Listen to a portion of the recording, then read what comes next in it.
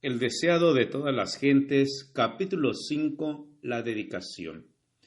Ese capítulo está basado en Lucas 2, 21 al 38.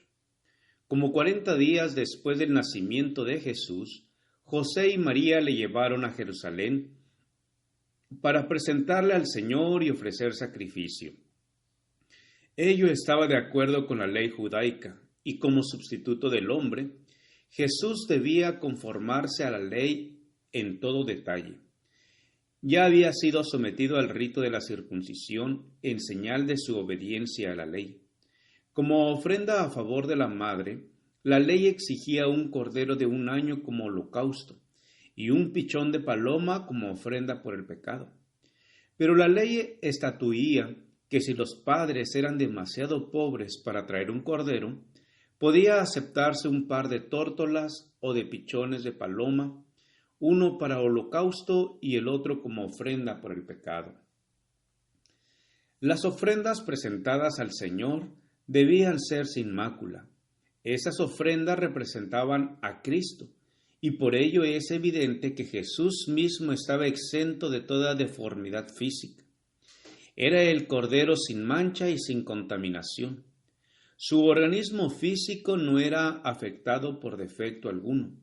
Su cuerpo era sano y fuerte, y durante toda su vida vivió en conformidad con las leyes de la naturaleza, tanto física como espiritualmente. Era un ejemplo de lo que Dios quería que fuese toda la humanidad mediante la obediencia a sus leyes. La dedicación de los primogénitos se remonta a los primeros tiempos. Dios había prometido el primogénito del cielo para salvar al pecador.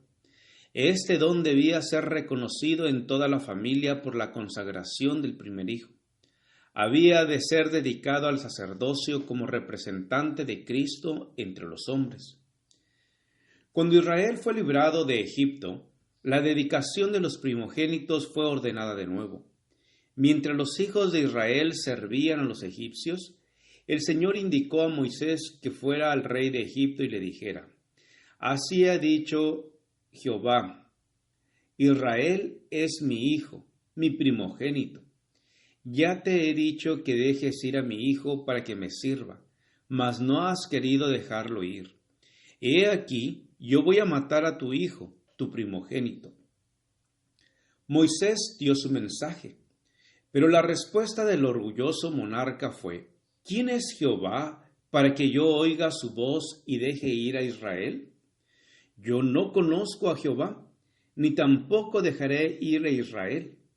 Jehová obró en favor de su pueblo mediante señales y prodigios y envió terribles juicios sobre el faraón. Por fin, el ángel destructor recibió la orden de matar a los primogénitos de hombres y animales de entre los egipcios. A fin de que fuesen perdonados, los israelitas recibieron la indicación de rociar sus dinteles con la sangre de un cordero inmolado. Cada casa había de ser señalada, a fin de que cuando pasase el ángel en su misión de muerte, omitiera los hogares de los israelitas.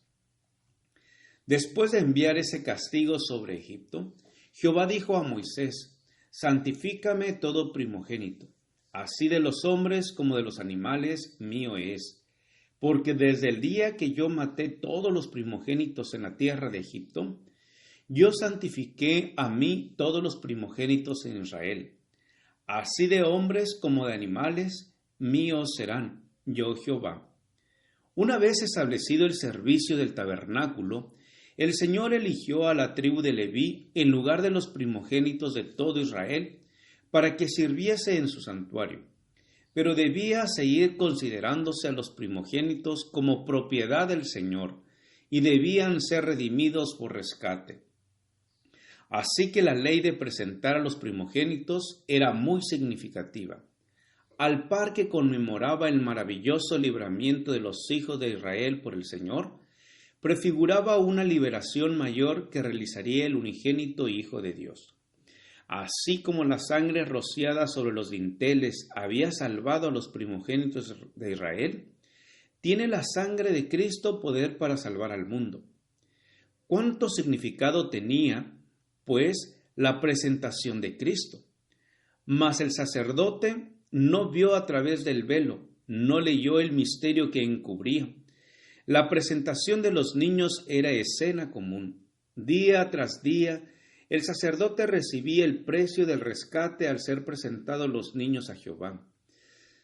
Día tras día cumplía con la rutina de su trabajo, casi sin prestar atención a padres o niños, a menos que notase algún indicio de riqueza o de alta posición social en los padres. José y María eran pobres, y cuando vinieron con el niño, el sacerdote no vio sino un hombre y una mujer vestidos como los galileos, y con las ropas más humildes. No había en su aspecto nada que atrajese la atención, y presentaban tan solo la ofrenda de las clases más pobres. El sacerdote cumplió la ceremonia oficial, tomó al niño en sus brazos y le sostuvo delante del altar. Después de devolverlo a su madre, inscribió el nombre Jesús en el rollo de los primogénitos.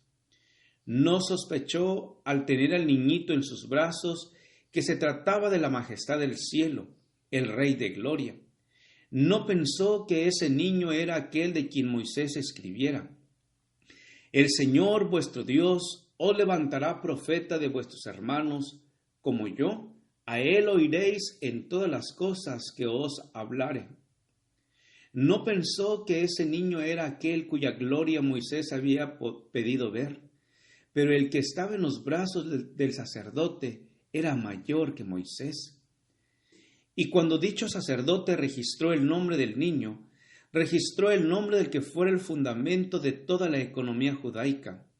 Ese nombre había de ser sentencia de muerte, pues el sistema de sacrificio y ofrendas envejecía. El tipo había llegado casi a su prototipo, la sombra a su substancia.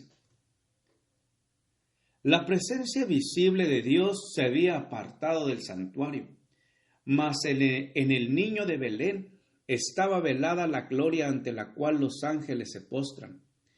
Este niño inconsciente era la simiente prometida, señalada por el primer altar erigido ante la puerta del Edén.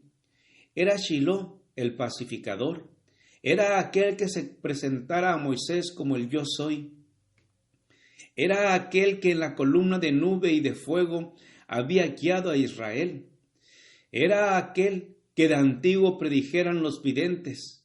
Era el deseado de todas las gentes, la raíz, la prosperidad de David, la brillante estrella de la mañana, el nombre de aquel niñito impotente, inscrito en el registro de Israel como hermano nuestro, era la esperanza de la humanidad caída. El niño por quien se pagara el rescate era aquel que había de pagar la redención de los pecados del mundo entero. Era el verdadero gran sacerdote sobre la casa de Israel, la cabeza de un sacerdocio inmutable, el intercedor a la diestra de la majestad en las alturas. Las cosas espirituales se disciernen espiritualmente. En el templo, el Hijo de Dios fue dedicado a la obra que había venido a hacer. El sacerdote le miró como a cualquier otro niño, pero aunque él no vio ni sintió nada insólito, el acto de Dios al dar a su Hijo al mundo no pasó inadvertido. Esta ocasión no pasó sin ningún reconocimiento del Cristo. Había un hombre en Jerusalén llamado Simeón, y este hombre, justo y pío, esperaba la consolación de Israel, y el Espíritu Santo era sobre él, y había recibido respuesta del Espíritu Santo que no vería la muerte antes que viese al Cristo del Señor. Gracias por escuchar este audio. Te invito a escuchar la siguiente parte. Jehová te bendiga y te guarde. Con aprecio, Pastor Juan Manuel Flores Espinosa.